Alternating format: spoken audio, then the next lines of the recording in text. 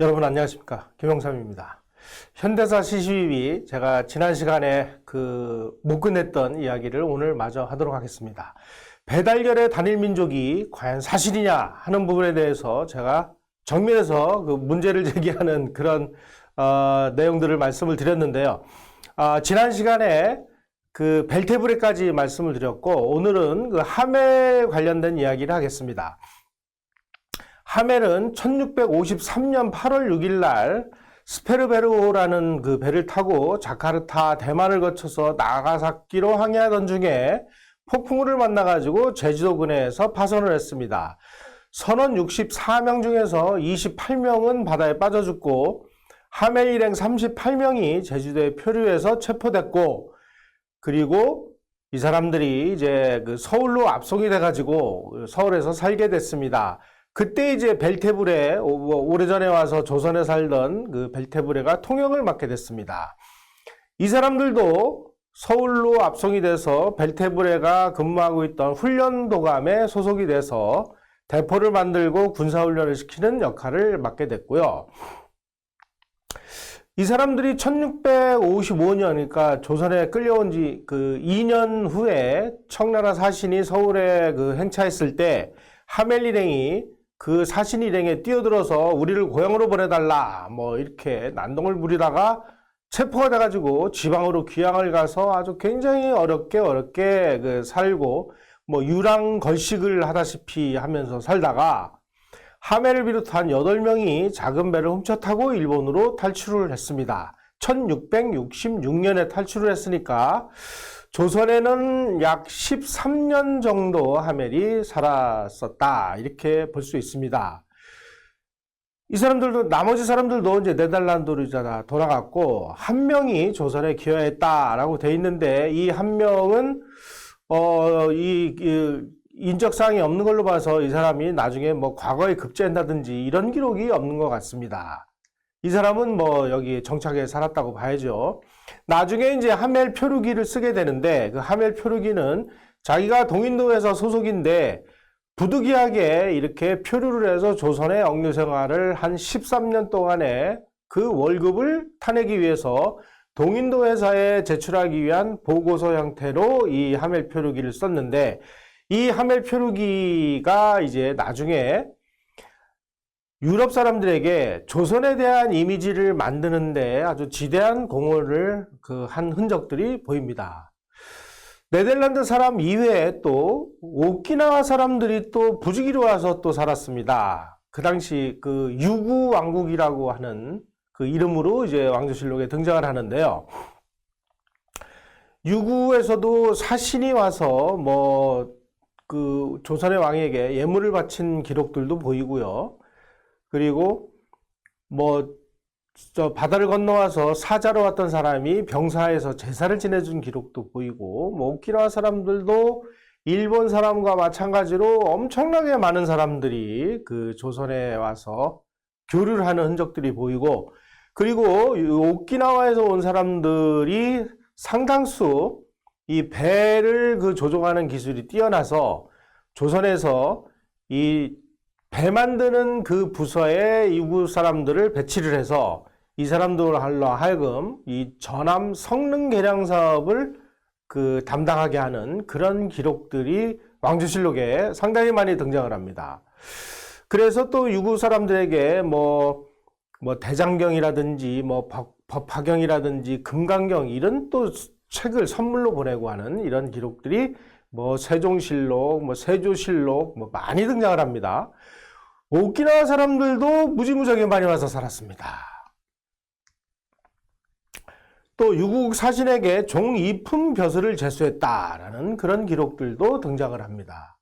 사례를 보듯이 많은 오키나와 사람들도 살았고, 자, 그러면 이 사람들이 조선에 와서 무엇을 하면서 살았을까? 이 사람들이 이제 외국인이지 않습니까? 외국인이니까 외국어를 잘하잖아요. 그 당시에 우리나라는 중국과 이 외교문서를 작성하거나 통역을 하거나 하는 이런 역할이 중요했는데, 중국에서 귀화한 사람들 중에 상당수 글을 읽을 줄 알고 글을 쓸 줄 아는 사람들은 통역관이라든지 외교문서를 작성하는 부서에 배치를 해서 외교문서를 작성하는 일을 도왔습니다. 태종 초기에 당성이라는 인물이 나오는데, 이 당성은 절강성 명주 사람인데 원나라 말기에 난리를 피해와서 조선개국 초기부터 그 외교문서를 담당을 하는 부서에 근무를 해서 이 사람에게 성을 내려줍니다. 그래서 이제 사성을 받았다, 이렇게 나옵니다. 오늘날 당씨들은 전부 중국에서 온 사람들이라고 이해를 하시면 되겠습니다. 네, 이런 식으로 외교문서 담당을 하던 당성이 사망을 했을 때, 태종 13년에 사망을 했는데, 1413년이죠. 이렇게 되어 있습니다. 당성이 죽었다. 당성은 절강의 명주 사람이었는데 원나라 말기에 병난을 피해 동쪽으로 왔다. 성질이 부지런하고 조심스러웠으며 나이 70이 넘어도 정력이 쇠퇴하지 않았다. 무릇 사대 문자가 있을 때는 직접 살피고 가다듬어 조금도 실수가 없었으므로 임금이 믿고 맡겼다. 그러니까 조선이 중국 황제에게 보내는 외교문서를 담당을 하는 역할을 중국 사람에게 맡겼다라는 뜻이 되겠습니다. 이슬람 사람들은 특이하게도 광산업에 종사하는 사례가 많이 나옵니다. 이렇게 나옵니다. 태종 12년에 수정을 캐가지고 조정에 바치는 얘기가 나옵니다. 그래서 회외산문 도로가 금강산, 순웅, 김해 등지에서 수정을 캐도록 말하자면 광산업 면허를 주는 내용이 태종실록에 등장을 합니다. 하여간 이슬람 사람들은 상당 부분이 광산업에 종사를 하는 이런 기록이 보입니다. 이슬람 사람들이 이렇게 무슨 광산에 무슨 특이한 기술이 있었던지 하여간 이렇게 우리 왕조실록에 등장을 합니다.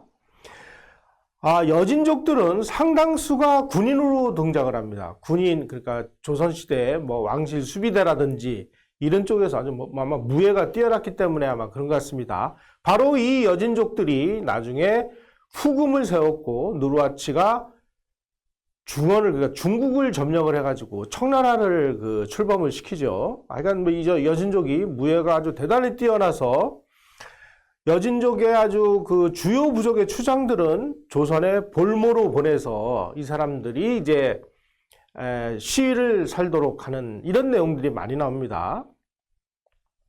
말하자면 지금의 청와대 경호실에 소속을 시켜서 대통령 경호 임무를 맡겼다, 이런 뜻이 되겠습니다. 여진족 입장에서 보면 아주 문명국인 조선에서 자기네들이 시위 생활하는 것은 장래가 촉망되는 인재를 문명국의 조선에 보내서 선진 문물을 습득하는 일종의 유학의 기회로 이렇게 여겼습니다. 그 다음에 일본 사람들은 군인으로도 활동을 하고 의사로도 활동을 하고 상업에도 종사하고 이런 모습들이 많이 보입니다. 특이하게 왕조실록에는 일본 사람들을 평시로 다 기록을 합니다. 그래서 임진왜란 당시에 도요토미 히데요시가 풍신수길인데 우리 왕조실록에는 평수길 이렇게 기록이 되어 있습니다. 그래서 귀한 외인들도 평시성을 많이 내려줬는데 오늘날 평시성을 가진 분들은 다 일본의 후예라고 이렇게 이해를 하면 될 것 같습니다. 세조 8년에 귀한 외인 평순과 피상이에게 본향을 내려줬다는 기록이 나오는데 하여간 이 외인들은 주로 의사에 종사했다, 이렇게 이해를 하시면 되겠습니다. 이런 전통이 이어져 가지고 우리가 구한말에 일본 낭인이라고 얘기를 하죠. 그냥 낭인들이 조선에 와서 살던 사람들이 또 대부분 이 약장사 내지는 의사로 활동을 하면서 이 활동 자금을 버는 이런 모습들도 보이는데요. 그건 나중에 또 제가 말씀드리도록 하겠습니다. 또 외인들이 조선기술자로 등장하는 모습들이 많이 보입니다.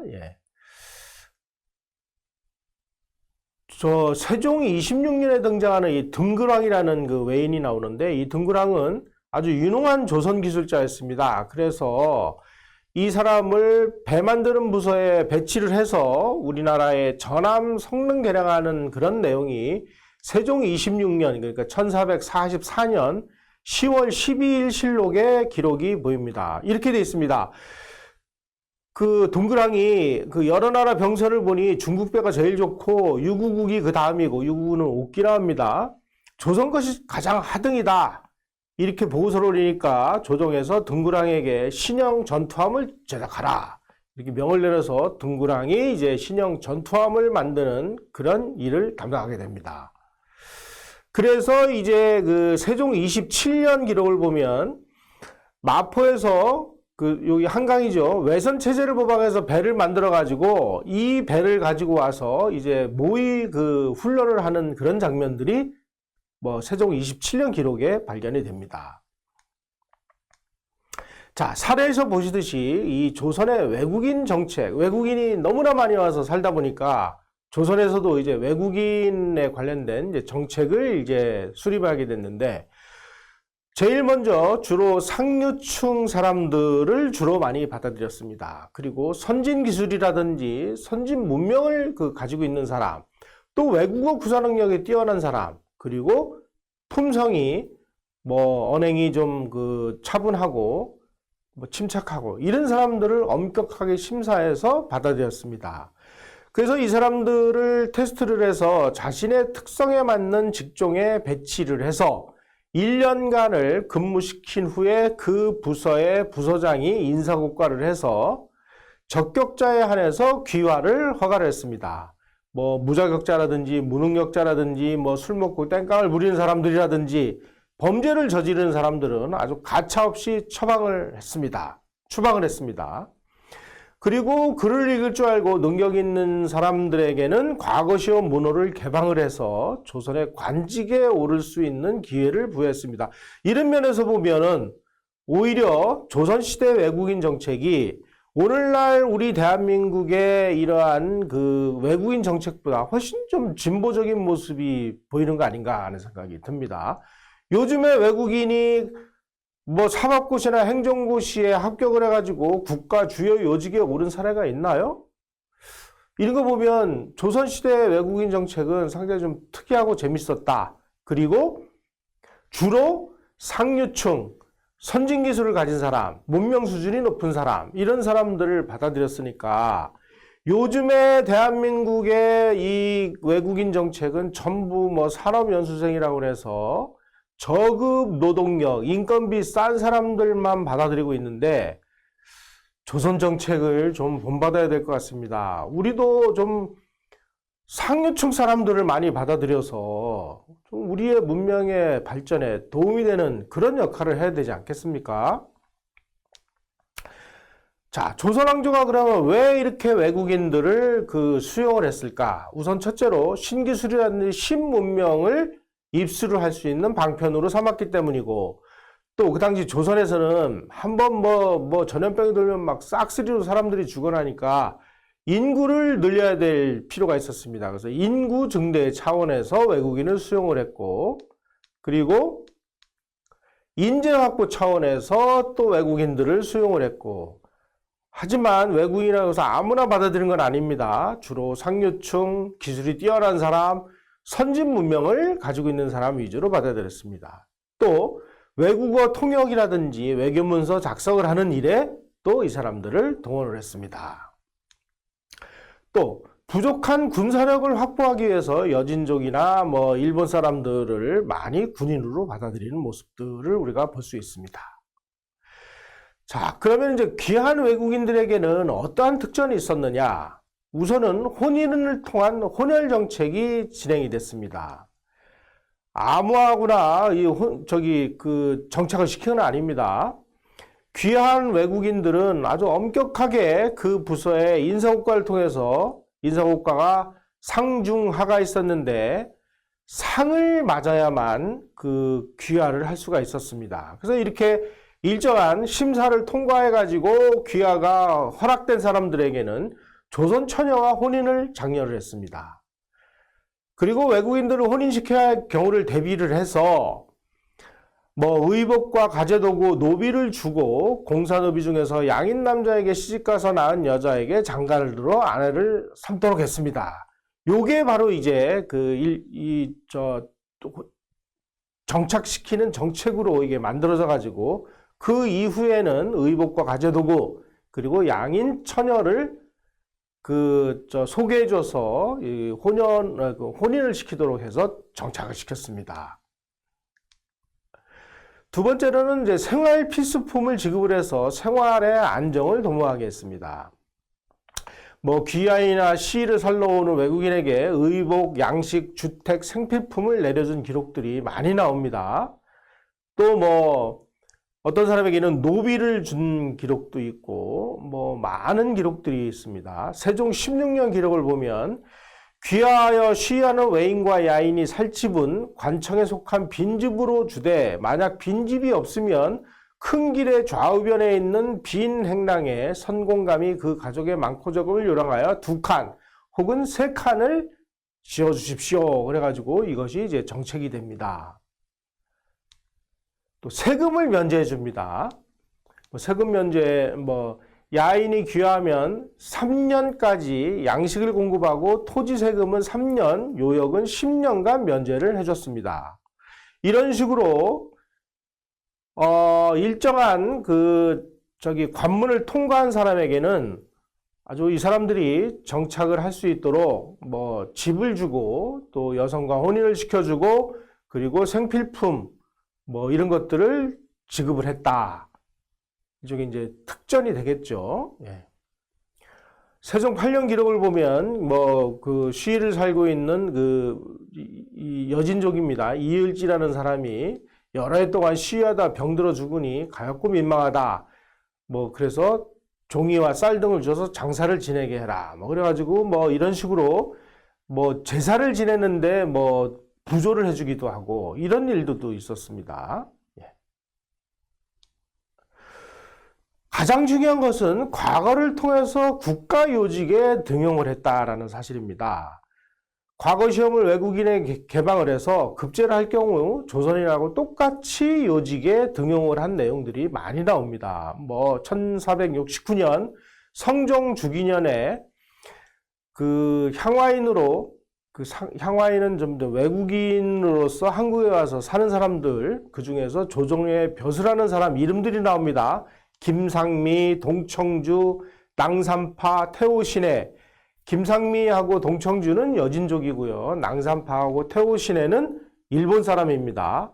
이 사람들이 과거의 급제에서 조정에서 벼슬하고 있는 사람 명단이다 해서 명단이 나오는 경우가 있고, 또 여진족 김파다상은 성종 3년에 조선의 기회에서 첨지 벼슬을 얻었고 성종 5년에는 가선대부 도만호에 올랐다. 이런 식으로 외국인 중에 하여간 과거에 급제해가지고 벼슬을 사는 사람들이 부지기수로 많이 조선왕조실록에 등장을 합니다.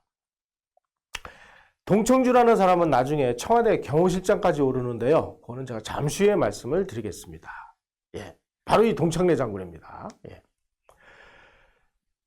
함경도 회령 출신인 이 동청래가 조선에서 시를 살던 여진족 동서로 가무의 아들입니다. 조선에 귀화를 해서 성종 시절 묵과에 급제를 해서 아마 무예가 뛰어난 사람이었던 것 같습니다. 그래서 연산군 시절에는 지금으로 치면은 청와대 경호실장, 그러니까 왕실 경호대장까지 발탁이 됩니다. 아마 무예가 아주 특출나게 뛰어났던 것 같습니다.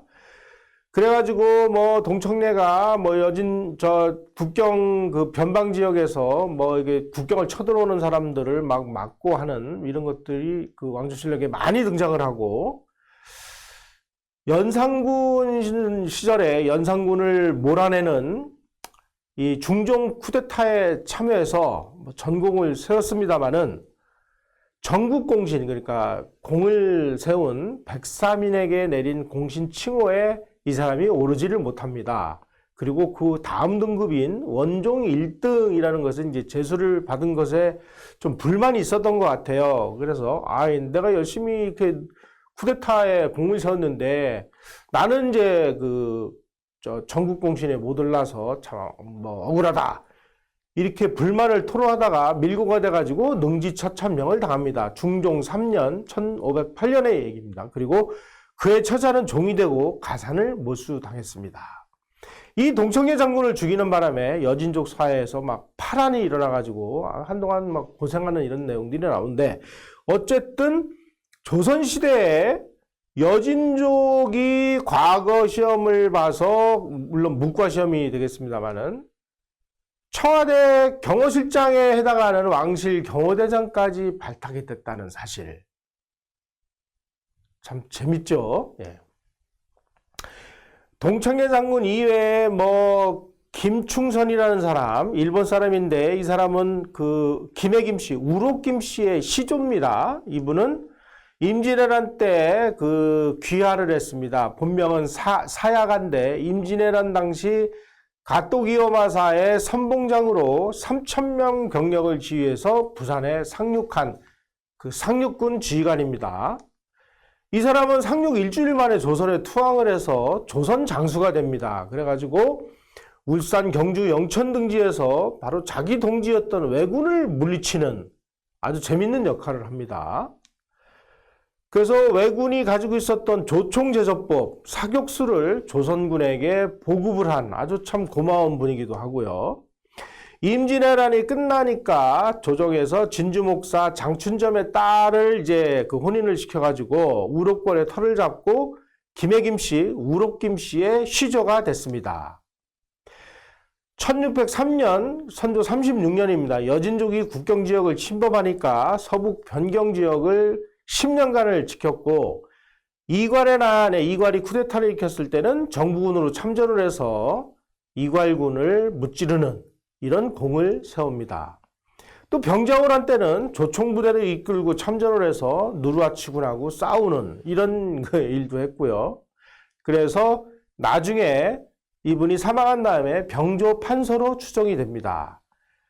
이런 일본인도 있습니다. 그리고 우록김 씨들은 다 일본 사야가의 후예인데, 우리가 어떻게 배달결의 단일민족을 할 수가 있어요. 네. 우리가 좀 인식을 넓혀야 될 것 같습니다. 또 아라비아 사람 삼가와 그 후예들 이야기가 있습니다. 아라비아 사람, 이슬람 사람이죠. 삼가라는 사람은 고려 충렬왕의 왕비가 된 제국공주의 시종으로 고려에 건너왔습니다. 그래가지고 왕으로부터 장순룡이라는 이름을 받았습니다. 그래서 덕수장 씨의 시조가 됩니다. 오늘날 덕수장 씨는 다 바로 아라비아 사람의 후손입니다. 흥미로운 것은 임진왜란 당시에 이 장순룡의 후손들이 행주산성 부근에 집승촌을 이루고 살았는데, 행주산성에서 권율 장군이 왜군과 전투를 벌일 때 이 장순룡의 후손들이 행주 치마로 돌을 날라서 권율 장군을 도와가지고 대승을 거두는데 아주 큰 공을 세웠다 하는 기록이 있습니다.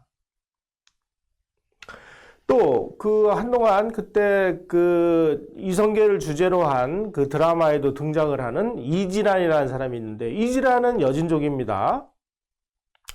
이 사람은 청해 이씨의 시조가 되는데요. 예, 이지란의 여진족 이름은 쿠룬투란 티무르입니다. 그래서 줄여가지고 퉁두란이라고도 부릅니다. 이 사람은 원나라에서 벼슬을 살다가 공민왕 20년에 부하를 이끌고 고려에 귀화해서 이지란으로 개명을 했는데, 이성계와 의형제를 맺어가지고 이성계가 이제 고려를 뒤집어엎는 쿠데타를 할 때 결정적인 역할을 하게 됩니다. 그래서 조선의 건국공로로 개국공신에 올라가지고 청해군에 봉해지게 됩니다. 이런 사례 보시듯이 이성계 휘하에 이 장군들 중에 여진족들이 상당수가 있었습니다. 지난 시간에 말씀드렸듯이 이성계도 여진족의 피를 타고난 사람이고, 태조실록에 보면은 이성계의 증조할아버지, 고조할아버지 이런 사람들의 여진족 이름이 나올 정도로, 우리가 그러면은 조선을 세운 사람이 여진족의 후예다. 자, 배달결의 단일민족의 신화를 우리는 좀 깨야 되겠습니다. 자, 외국인들이 또 이 땅에 와서 많이 이렇게 살다 보니까 외국인 범죄 사건으로 막 엄청나게 골치를 앓게 됩니다. 세종 25년 기록을 보면 귀한 여진족 김고을도계가 술에 취해가지고 성기관 학생을 폭행한 죄로 뭐 곤장 80대를 뭐 맞고 뭐 물하게 굴다가 의금부 해학되어 벼슬이 파직되고, 이 사람도 그 관직을 살았다는 뜻이죠. 뭐 많이 합니다. 뭐 강도짓을 하다가 파면되기도 하고, 뭐 동산이라는 사람이 재물과 말을 뺏고 노상강도짓을 하지를 않나, 뭐 하여간 그 많은 사람들이, 예를 들면 광해군 1년에는 용인에 거주한 향화인들은 뭐 중국인일 수도 있고 뭐 외국인이라고 우리가 보면 되겠죠. 범죄단체를 결성을 해서 조직폭력배식 범죄 행각을 벌이다가 체포되는 일도 있었고. 자, 이제 우리가 글로벌 인재 수입 경쟁 시대를 맞았습니다. 21세기는 그동안에 한 2세기 동안 지속된 인구 폭발이 종료되는 시기고, 선진국들의 경우는 인구가 지금 줄어드는 추세입니다. 인구 감소는 국력 감소로 직결이 됩니다. 지금 우리나라도 자녀들을 낳지를 않아서 인구가 이제 정체 상태에 들어갔고, 아마 외국인들이 한국에 이렇게 와서 사는 그런 사례를 제외하면 조만간에 이제 인구가 계속 줄어드는 이 추세로 아마 갈 것 같습니다. 이렇게 인재가 줄어들고 인구가 줄어드는 상황에서 선진국들을 비롯해서 많은 나라들이 이주자들이 들어오지 못하도록 막는 일에 아주 골몰을 하고 있습니다. 아마 21세기 중반에 가면 세계 각국이 뭐 인센티브를 주고 현금을 줘가면서 인재를 위협하는 전쟁이 벌어질 것으로 예상을 하고 있습니다. 지금 한국도 아주 심각한 지금 인구 감소 현상에 직면해 있는데, 뭐 다문화 정책은 우리가 국가 생존을 위해서 아마 어쩔 수 없는 선택이 될 것 같습니다. 지금처럼 우리가 인구가 줄어든다 그래서 뭐 육체 노동을 하고 단순 노동을 종사하는 이런 사람들을 산업연수생 명목으로 3D 업종을 유지하기 위해서 받아들이는 이런 정말 그 저급한 정책을 펴지 말고, 창의적 인재, 기술이 뛰어난 인재를 받아들이는 고급 인력 인재 유입 정책으로 이 전환하는 것이 지금 절실한 상황입니다. 자, 조선시대의 교훈을 우리가 본다면 조선 정부는 외국인과 혼인을 통해서 바로 이 땅에 정착을 시키는 그런 그 활발한 정책을 추진을 했고, 또 과감한 문호 개방을 통해서 외국인도 과거에 급제를 하면 국가요직에 아주 파격적으로 등용을 해서 여진족을 뭐 왕실 경호대장, 지금으로 치면 청와대 경호실장에 임명하는 뭐 이런 식으로 아주 파격적인 이런 그 제도를 도입을 했습니다. 우리도 이런 조선시대의 사례를 본받을 필요가 있습니다. 한민족은 사례에서 보시듯이 아시아 뭐 여러 민족과 접촉을 하면서 혼인을 통해서 이루어진 복합민족입니다. 하지만 뭐 주력은 우리가 배달결의 단군의 자손이긴 합니다만은 수많은 혼혈을 이루어서 우리 나름대로 우리 몸속에는 국제화된 피가 흐르고 있는 것도 어쩔 수 없는 사실입니다. 이처럼 우리가 막 국수주의적인 순수혈통주의에 빠져가지고 미망해서 헤어나서 우리도 국제사회의 일원으로서 국제사회의 자유와 평화를 지키고 국제사회의 일원으로서 정말 나름대로 역할을 하는 그런 대한민국 국민이다라는 식으로 우리가 인식과 발상의 모든 것을 좀 바꿔야 되는 시대가 아닌가 하는 생각이 듭니다. 앞으로 이 강의를 들으신 분들은 어디 가서 우리는 뭐 배달결의 단일민족, 뭐 순수혈통, 뭐 단군의 후예야, 이런 얘기는 가급적이면 좀 삼가해 주시기를, 그리고 우리는 정말 많은 인민족들과의 이런 교류를 통해서 아시아의 여러 민족하고 우리가 혼혈을 이루어낸 국제적인 민족이다, 이런 그 생각을 가지시기를 바라겠습니다. 자, 제 강의 이것으로 마치겠습니다. 고맙습니다. 고맙습니다.